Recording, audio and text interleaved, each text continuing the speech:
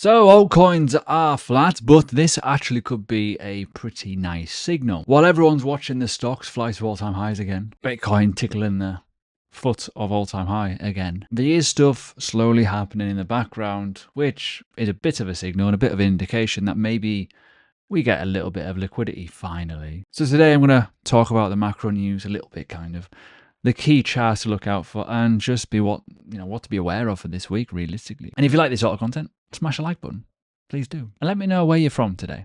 I'm just curious. I don't want to go too wild on today's video, but we have to look at the elephant in the room that everything's going up, apart from altcoins, which is what we need to talk about.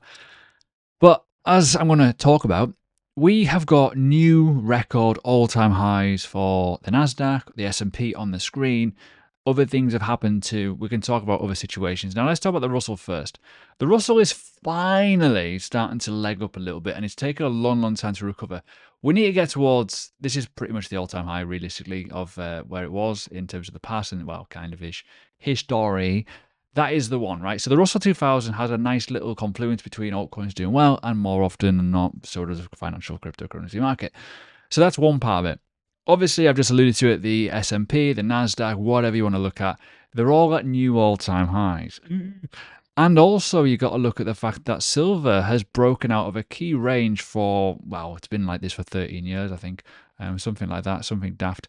Yeah, as you can see. So we're squirting to the upside, finally. So there is stuff happening, and I think that's what we need to kind of address here.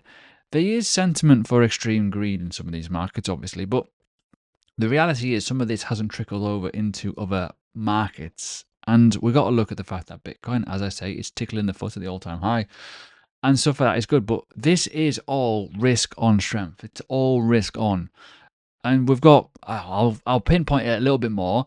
We've got like really strong bullish stocks. You know, you could talk about Nvidia fucking off to the moon again. Stuff like that as an example. Bitcoin miners have been doing really well in the short term, right? So there's stuff happening here, and it's just important to note. And I think we need to kind of keep an eye on it. And the point I want to make here is, and this is Coinbase, right? And I know it's like a bit of a red herring in a way, but the macro backdrop here is relatively bullish. I know it's not all straight lines and stuff, but this is kind of the opportunity where you see the crowd show up, where we get stuff like this. It doesn't take much for that to happen in the altcoin market with low liquidity and a bit of volume coming through. You know, realistically, they're going to get some squares to the upside. So yeah, be mindful. So in terms of our markets, the most important one, which is obviously Bitcoin right now, yeah, we're tickling that foot again. You know, we're going towards that little grey box, which could be all-time high again. It's absolutely mad, but I still worry that we're not going to do it, and I still worry that we're going to get like just shot down again. It feels like everything's looking relatively good. We are breaking above certain levels. It's looking nice. It's looking neat. And when you go down to these lower time frame sort of thing, there's a lot of consolidation, but there's also a little bit of an uptrend appearing. It's getting there slowly, but it's slow. No panic. It's just a slow grind and a bit of a consolidation where maybe it might be just the rocket fuel coming in. We also have to have a look at the most obvious boring chart in the world, which is currently Ethereum. And I've talked about this before in my channel. Feel free to subscribe and let me know your thoughts. But this, in my opinion, along with Solana, is probably the keys to the kingdom for the altcoin liquidity to get turned on. Problem is, that's a horrible range, and we've deviated, you could argue, to the downside once and to the upside once, and that's it. It's just been shit. And if you're an Ethereum holder, you're probably in a world of pain right now thinking what the fuck is going to happen next.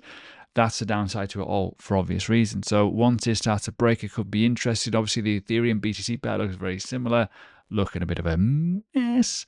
But if it breaks pretty hard probably. Now, I kind of did mention just then Solana also could hold the keys. It is still, it's worse than Ethereum in a way, but it is like slowly grinding. It's nothing terrible. It could be a lot worse. And if it holds this range, it could be very, very important in terms of this whole region where, you know, 140 seemed to be a bit of a key level here. Whether we rotate back up to the upside, it could be interesting. But there has been one ETF announcement which has been bullish for Solana. It's not the biggest in the world. It's not the best in the world, but it is a ETF nonetheless. It's a starting point. But the bullish signal is probably to do with around this region here, which is always a stable currency dominance. This has to go lower, and it might well be starting to break lower potentially. Obviously, if Bitcoin goes for a bit of a run, you're going to see this drop. You're going to then see articles appear, and I've mentioned this before in my videos, about alt season, and we're going to get rotation and stuff. And that could well happen because people will start looking at opportunities. And if there is low liquidity and a bit of volume goes into things, they're going to go and shoot, basically, which is a bit random, I know. But it is slowly rolling over. It is the quiet signal that money is rotating back from stables into the real live assets, such as Bitcoin, Ethereum, Solana, altcoins, etc. And as it breaks further and further down and splits up, it's going to find its way into new avenues. It's going to create some interesting moves. I talked about it before. We are at some very, very interesting points, and I will allude to it here, that if you look at the Total3/BTC, we've hit a key level down here, which is actually historic level. If I zoom all the way out, bear with me, you can see it. There we go. You can see the fact that we are hitting levels from like 2020, 2021 sort of region. It's quite hard to see there. If I go to the weekly time frame, you probably see it a bit better. There we go. 1 second. There you go. Cool. Key levels, right at the lows. Opportunity potentially. So yeah, there's situations where we are slowly starting to find some sign of life. Nothing amazing yet. It's very, very early, but ultimately we can't keep going out forever.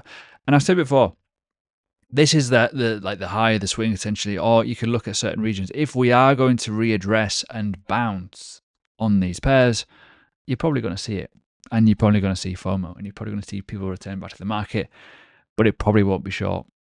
It probably won't be sweet neither. It'll probably be pretty disgusting. And the final thing to kind of address in terms of the technicals kind of ish is the fact that the Bitcoin dominance is still going up. And do not get confused by the title of this video. This is the last thing to break. This will be the last thing to fall. You'd need to see the total markup go up. You need to see the Total3 or Total2/BTC go up.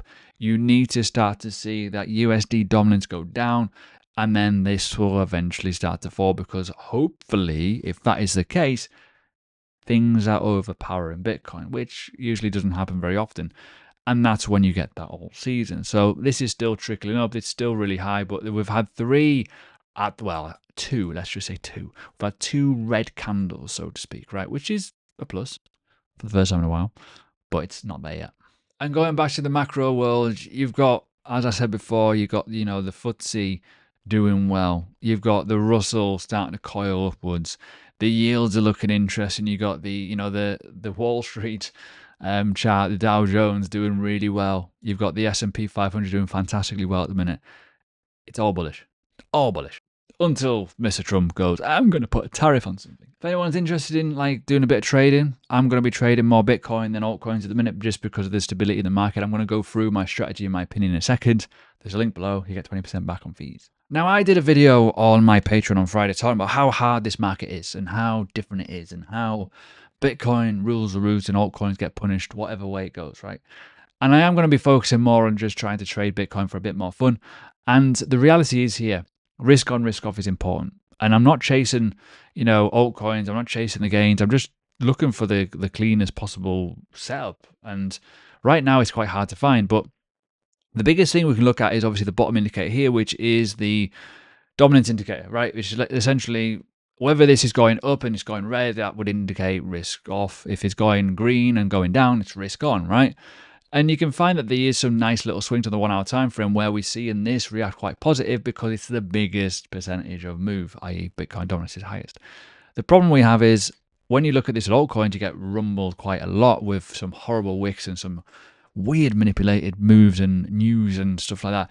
There's too many meme coins that are just rug pulling. There's too much gambling going on, I think, overall. And I think people have just got fed up with it. And this is kind of where altcoins are getting weaker and weaker, and certain things have happened, which is a bit of a shame. We need to be wary of, obviously, confirmations on the likes of Ethereum, Solana, XRP, other big assets, to then start to see people come back to the market. Because what will happen is, in my opinion, people will be like, I invested in that 2-3 years ago, I'm going to invest in it again, because they know what is happening. So I'm not so much chasing things.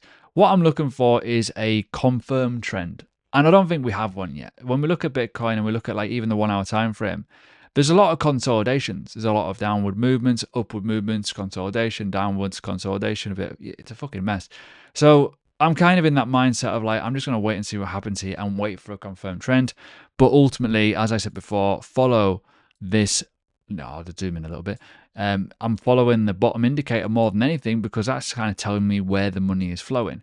There is opportunity here, but on a weekend, nothing happens, right? During the start of the Monday, not a lot really happens other than maybe when the US market opens later on today. So we have to be very, very mindful of what you do in terms of the market. For me, hard, really hard at the minute. It's different, very, very different. But as I've said before, things are flat, but it may not be for long.